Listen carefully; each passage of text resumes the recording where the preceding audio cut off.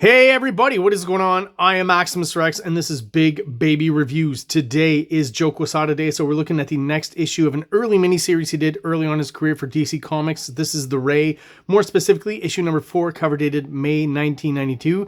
And in around the time that this was being published, near the later end of the miniseries, is when we first started hearing about Joe Quesada a little bit. Just past a little bit the whole image wave, just a little bit after, but definitely one of those hot artists from the early 90s. Who's kind of, bringing in a new fresh style and some more extreme kind of stuff in the art. Pretty indicative of his style overall on this cover, I think, with the composition, the way the characters are interacting.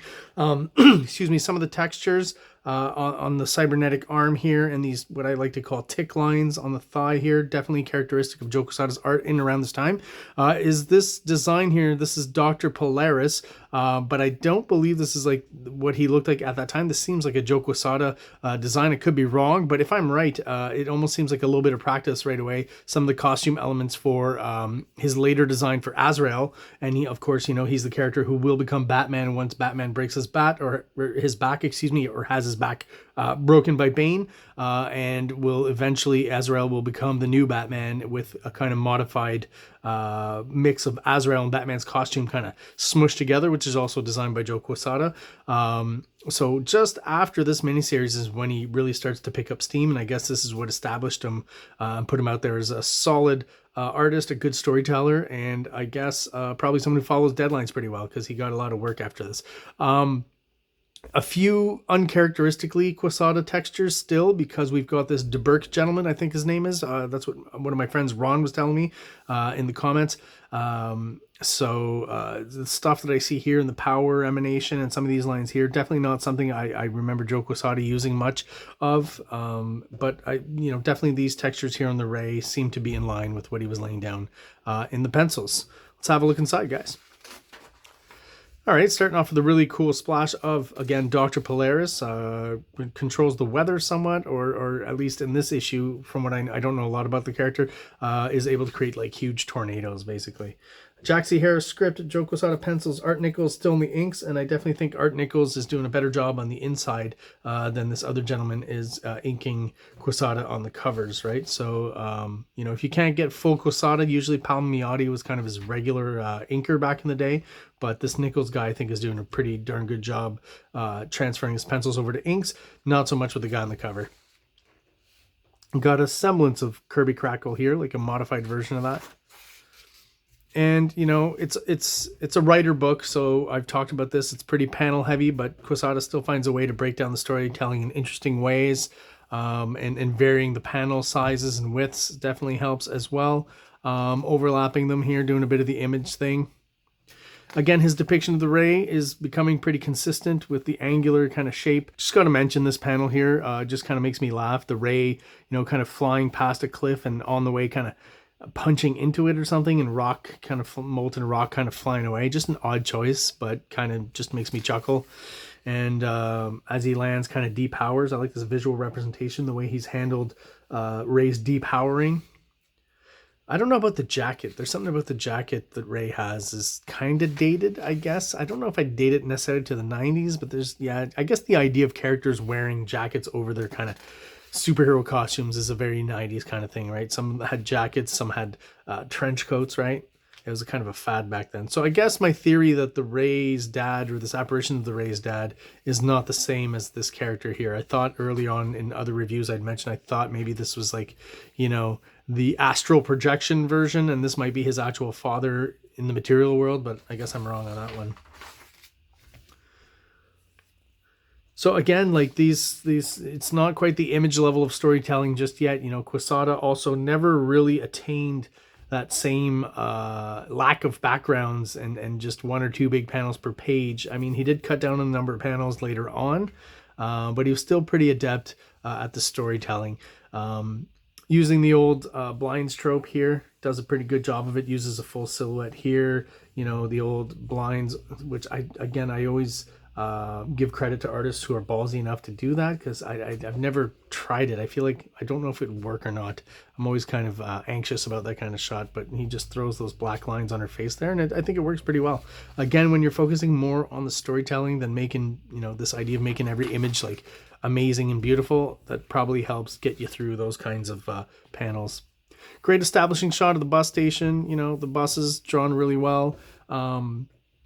This shot, again, the worm, I got to mention the interesting, crazy angles that QUESADA picks is also what sets him apart from some of the maybe more old school artists still around in the early 90s, right? This worm's eye view that he does a lot and does really well. We've got it here, we've got it here, we've got it here. And it really helps to make, you know, the more mundane scenes a little more interesting and dynamic to look at. I like the way he used the negative space in this panel here, so you still kind of have, you know, the black space down here filling up the bottom of it. So really you're only getting this bit of negative space here, but I think it works well. And, you know, the top, obviously where the building is, that little dip here with the phylactery with the word balloon, just, yeah, gives a nice open sense, makes you want to turn the page, see what's happening. And this is our lawyer character that we saw earlier, who's again now telling him that they're going to auction off all his belongings as well. And it's kind of an odd thing where, you know, the Ray here is kind of just haphazardly going through life and not really paying attention to his paperwork. So I guess that'll become a major plot point maybe in the next few issues. It's kind of a peripheral thing for now, but I think it's going to come into play much more in the forefront in the next couple of issues. I know this is a weird detail, but the fact that the foreground figure is colored and the sign is colored just the same color in a monochrome helps separate it from the different planes. And just the fairly masterful way he used these angular lines to draw like those early 90s loose baggy jeans over the top of the sneakers here. Like, just really good observation on that. And there's Joe QUESADA's cat that he tends to include in every issue. Another example of just nice storytelling where the shadow's coming over top of that, and it just works really well. QUESADA was already pretty good at shadow work this early on in his career. You can see it here. It's well on display. And the foreground figure could have been a full silhouette, but he just adds that little reflection on the side that helps you identify what that is. And Ray's moping around, and his buddy Joe Q shows up. As I've talked about, not actually Joe QUESADA, but his cousin in the story, right, called Hank.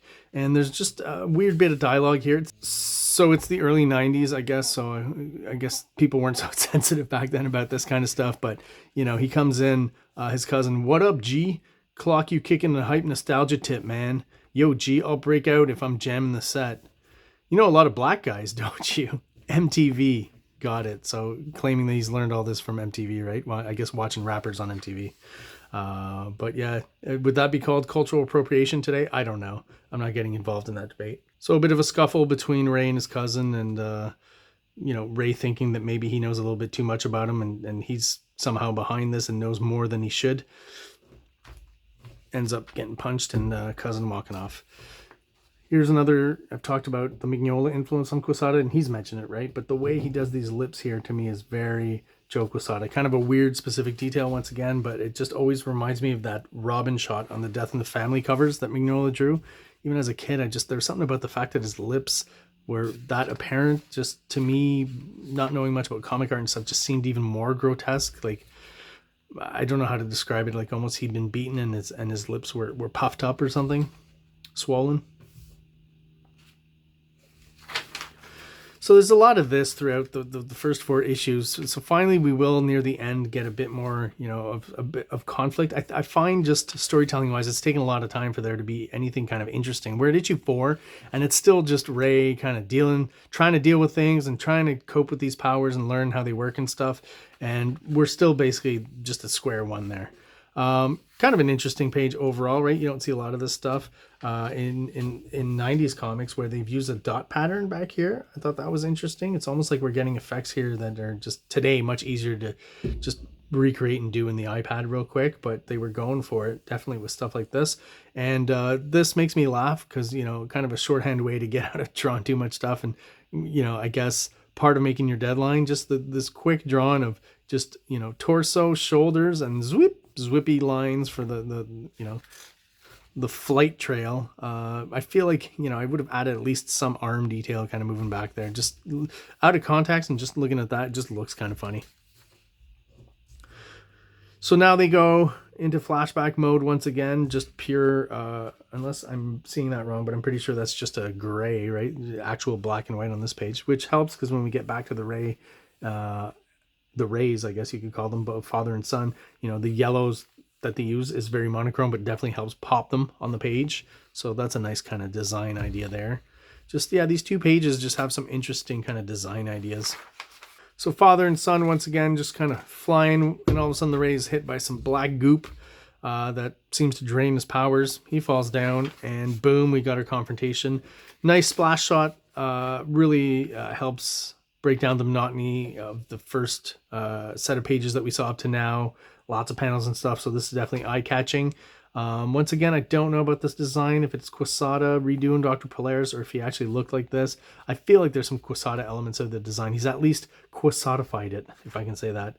And great background with the buildings, great angle once again. And I like this, you know, power emanation of Dr. Polaris, where you're kind of using two various techniques, even three, of depicting energy. There's some Kirby stuff in there. There's some Kirby crackle, but also it's kind of new and different. I think the way he draws this kind of tornado buildup here is just the right levels of epicness. And again, the bird's eye view looking up makes it look obviously more epic. Those lips though. So not a double page splash, but a double page spread where we get some nice storytelling bits across both pages. Definitely helps add to the epicness of the scene, right? After a big splash page, we still get kind of two big panels here, which looks pretty cool. And again, the action is ramping up, so storytelling wise, that makes sense. Pulling back on some of the backgrounds, maybe behind what's going on here, but we've still got that basic building element that we've established before.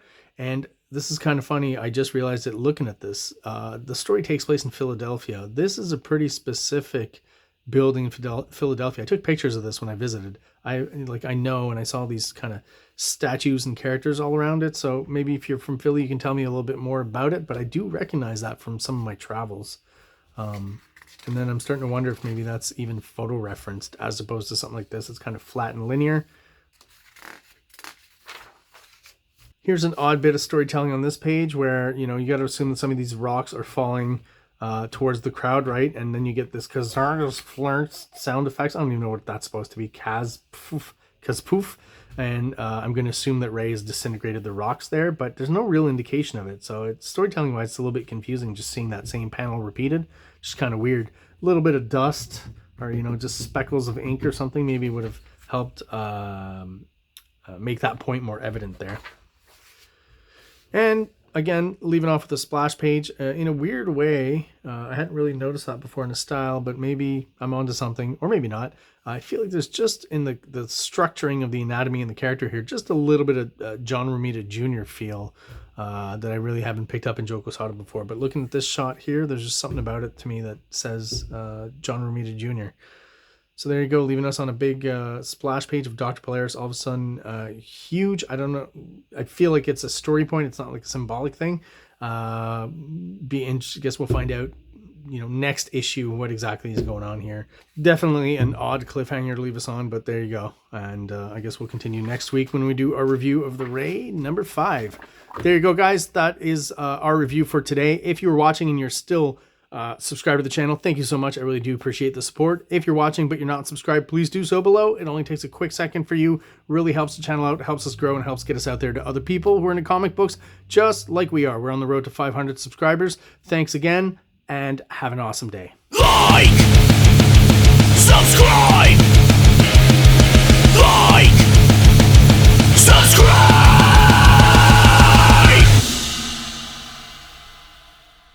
King Comics presents Big Baby, Volume 1, Issues 1 to 13, 204 pages of story and art.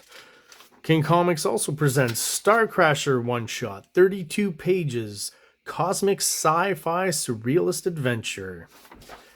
You can find these fine comics at KINGCOMICS.CA, at MaximusRex13 on Instagram, or on Facebook, MaxRex or Big Baby.